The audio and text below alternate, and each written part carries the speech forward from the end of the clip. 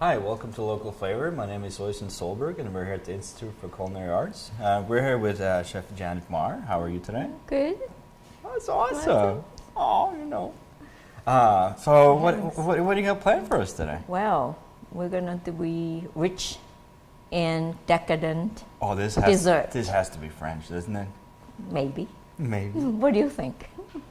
Well, they're known to have some rich, decadent, over-the-top desserts that happen to. It's not too exaggerated. Yeah. But today we're gonna make creme brulee. Beautiful. One of the most popular dessert there is. And So- it's so easy. It is. It's just basic ingredients: sugar, eggs, and some cream. So Beautiful. I'm gonna start. Go for it. So what the basic ingredients are: some heavy cream. Creme brulee is always made with heavy cream. Some flavoring. So today we're gonna do plain vanilla creme brulee, Kind of the traditional. Yeah. classic one. And then the base is just egg yolks and sugar. Beautiful. So I have some cream warming up. So this is a vanilla bean. If you don't want to use vanilla bean, you can do vanilla extract, for instance, or Yeah. vanilla paste, which you can also buy in the stores right now. Yeah. But we're gonna go traditional and use beans. So Because the amount of flavor you get out of the bean, like it's much good. yeah. And you can like the price seems kind of steep at first, but like you can reuse one bean like several times. So the bean, what we want today is the seeds from the bean. But after you're done, you can dry the pod and then put in some sugar, and you end up with vanilla sugar. So Yeah. which is great. So to get the seeds out, you just basically want to put a slit in the middle, and then open it up, and then just basically scrape the seeds from inside the pot using the back of a knife if you can get it. Yeah. If not, don't fight it and just put the whole thing in. The heated milk or cream will just get it out for you. Yeah. So here's the seeds. They're very tiny, black pods They're so from the cute. pot. One of the things, some people don't like to use the beans because the seed has these black little speckles on them, and Yeah. people think there's some strange things in there. But it's delicious. Yeah.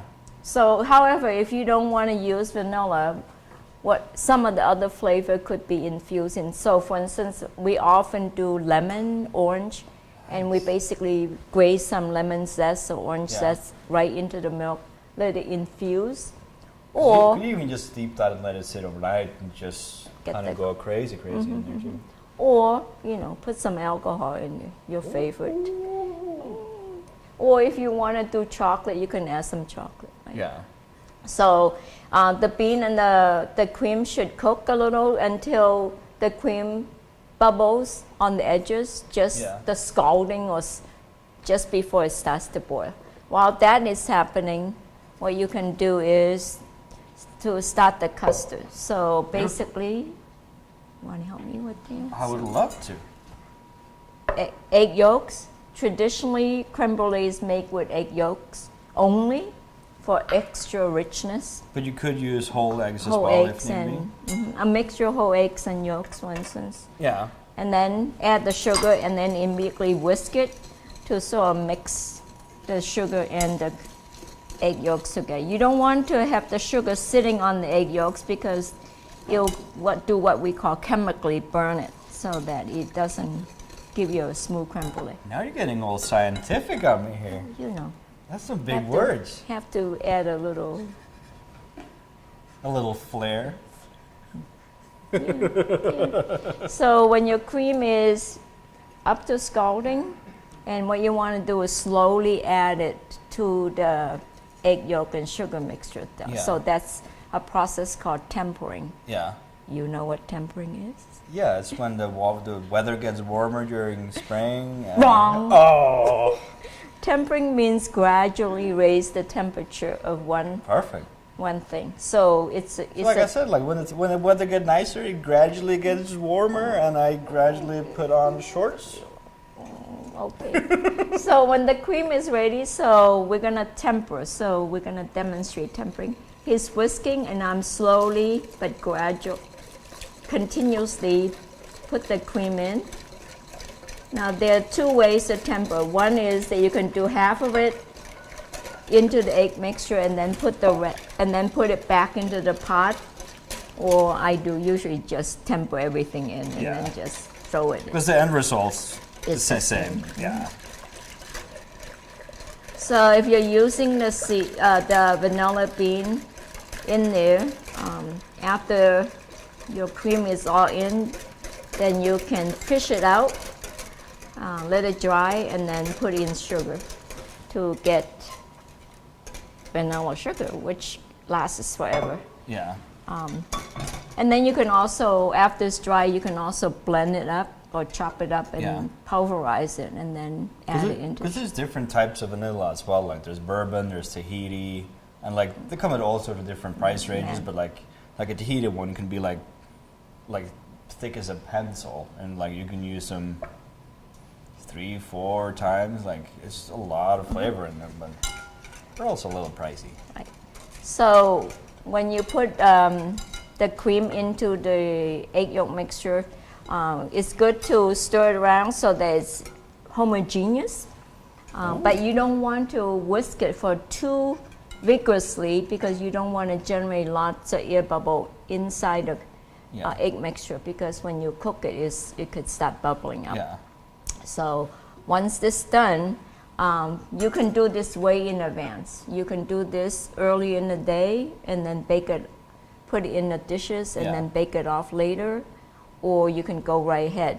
So there are two ways. Once this is done, oftentimes in restaurants, for instance, this custard is put through a device called chinois, which is a fine mesh strainer, to remove any kind of cooked cream or egg pieces that you don't want, and that gives you the most silky, smooth cream later on.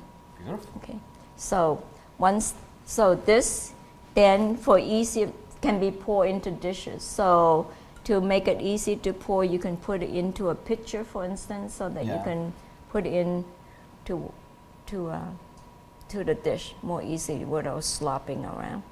So you want to show dishes that we can use to bake the creme brulee? Or? You can really use anything. Like you can bake it like directly in a plate, or you can use ramekins. Like anything that's oven safe will work out fine. I'm more of a fan of kind of flat ones where you get a lot of surface area, but then you just get more of the burnt sugar on top. But it's so what other things do you know? I'm quizzing you about different kinds of cream in different countries, or the history, or. It's like I grew up having.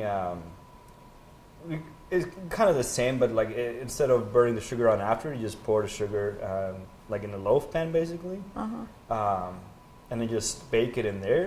And then you just flip it out of there. You can just cut slices and stuff like that. But like the Spaniards got like their creme catalan, which is it's white chocolate and orange, isn't it? Mm-hmm. See, it's orange flavor. Hey, aren't you impressed now? I'm sort of. I read it like 2 minutes before walking into the room. But there's a whole family of creams. Creme brulee is the most well-known. Creme catalan is the Spanish version of creme brulee. But they're cousins to creme brulee, like pâte de crème, creme caramel. The idea is the same. It's just the difference is how you bake it and what's in it. Yeah. So. Yeah. Because like you can really season with anything. Like you can throw a couple of cardamom pods in there. Like throw a cinnamon stick in there. And since we have honey creme brulee would be. This is the time of year, honey lavender creme brulee. Oh, that would infuse be lavender in there, and instead of sugar, use honey. Oh, yes. It's delicious. I think I might have to go find some honey. We have to start growing some lavender. We can make that happen. Lemon verbena, anything. So Jan and I are going to go look for some lavender. You guys be sure to stay tuned. We're going to be right back. So we'll show you how to bake the creme brulee. Yeah, perfect.